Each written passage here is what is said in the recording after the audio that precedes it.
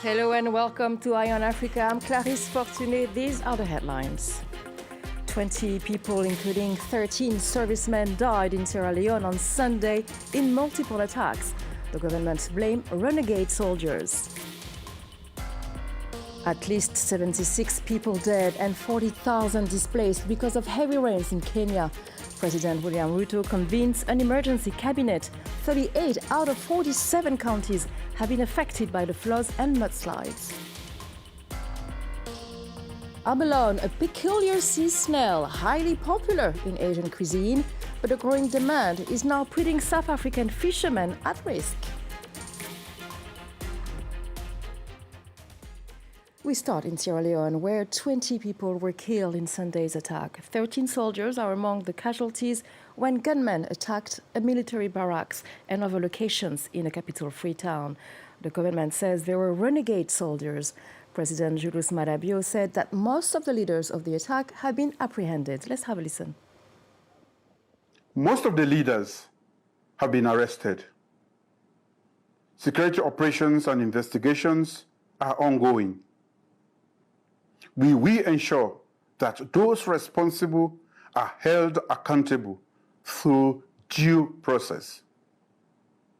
I acknowledge the bravery and dedication of our armed forces, police, and all those who played a role in defeating this attempt to undermine the peace and stability we have worked so hard to achieve.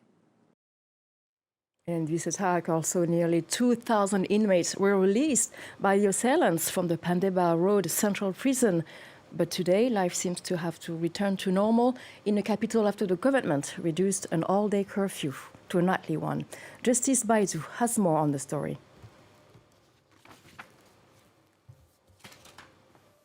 In a national address Sunday night, President Julius Maada Bio said the country's security forces had successfully overpowered these unknown gunmen, but he refused to give details as to who they were or what their motives could be.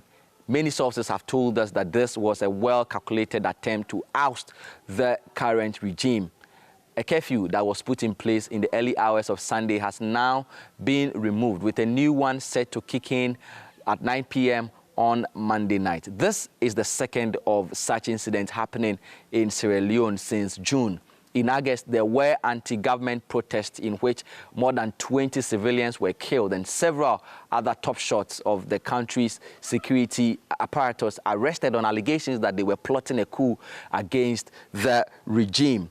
The unknown gunmen on Sunday attacked the largest military barracks in Freetown, the capital, and ransacked its armory. They then went ahead to also attack the largest prison in the capital, Freetown, and then they set loose more than 1,000 inmates who were in that prison. The information minister of the country told us Sunday that a full-blown investigation would now be launched into what happened, and it is only after then that they would determine what the next steps would be. Sierra Leone is still recovering from a 10-year brutal civil war that took away the lives of more than 50,000 of its citizens and maimed several thousand of others. There's been 8 coups in the West African sub-region alone since 2020. In the aftermath of torrential rainfall across Kenya, 76 people were killed and tens of thousands had to be relocated. President William Ruto described the situation as an emergency. Cases of cholera and malaria have also emerged in some areas. Ruto has been holding talks with emergency response teams on how to manage the crisis. Let's hear from some of the residents.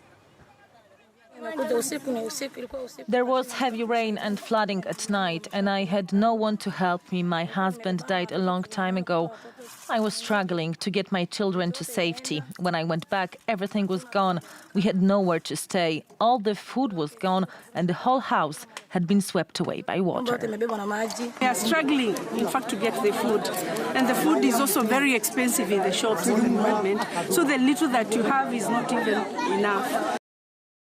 And Kenya had also to deal with high cost of living, rising taxes, some of the complaints that sparked a wave of violent protests in the country this year.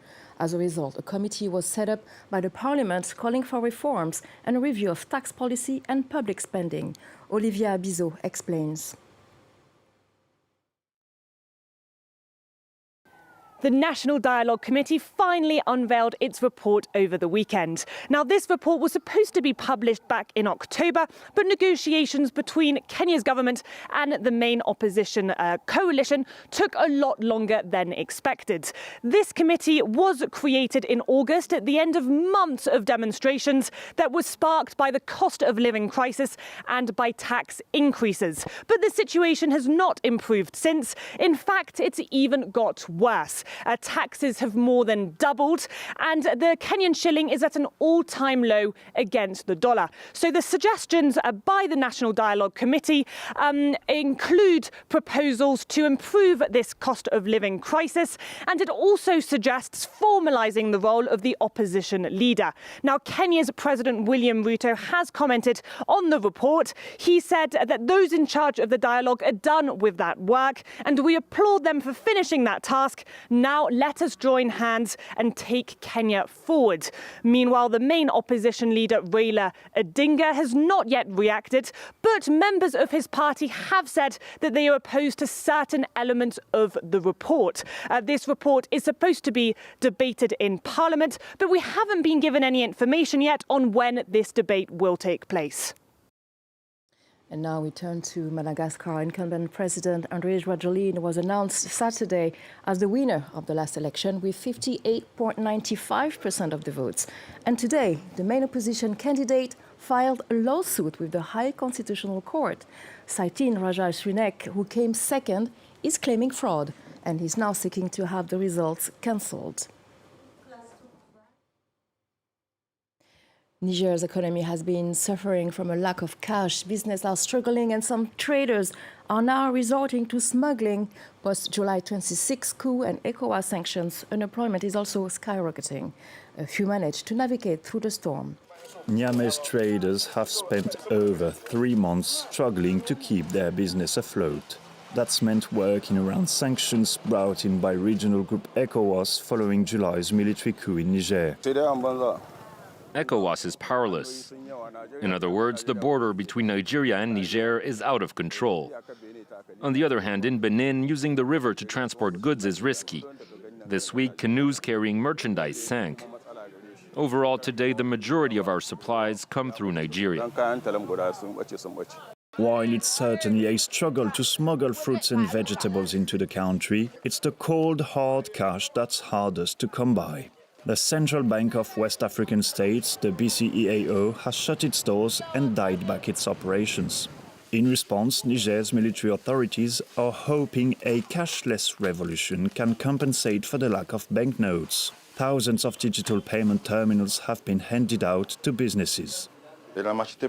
We've been using the machine in our shop for about 3 weeks now. It's very useful.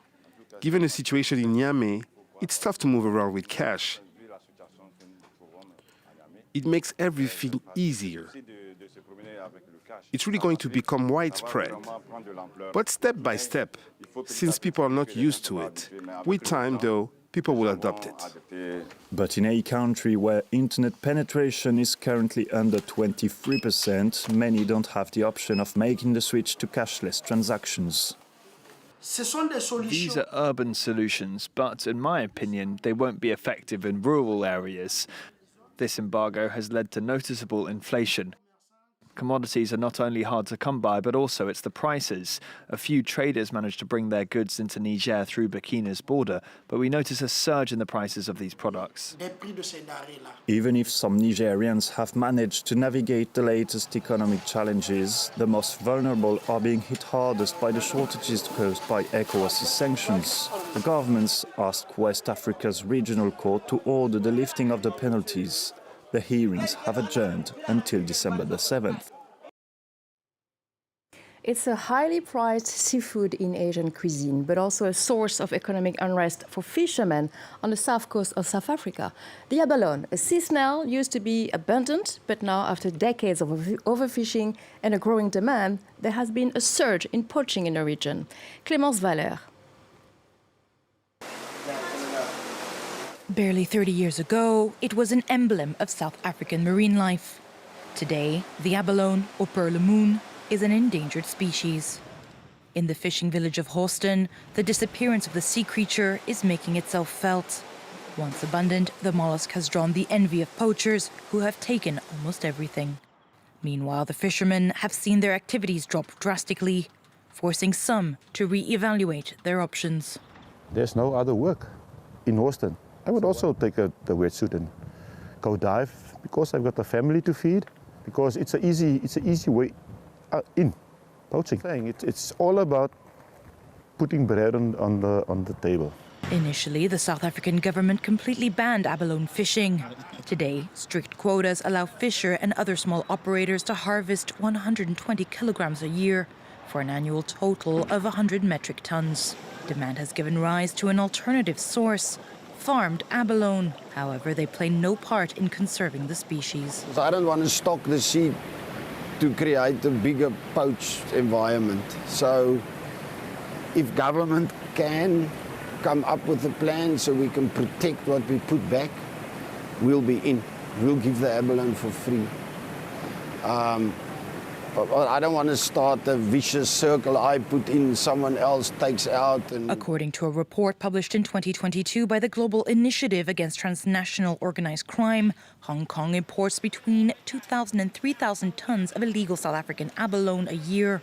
Some of this is shipped to other markets in China, Japan, and Taiwan. This illegal trade to Hong Kong generated more than $1 billion between 2000 and 2016, a figure that continues to grow. Not sure if it looks so appetizing, but thank you for watching this edition of Eye on Africa. Stay tuned for more news.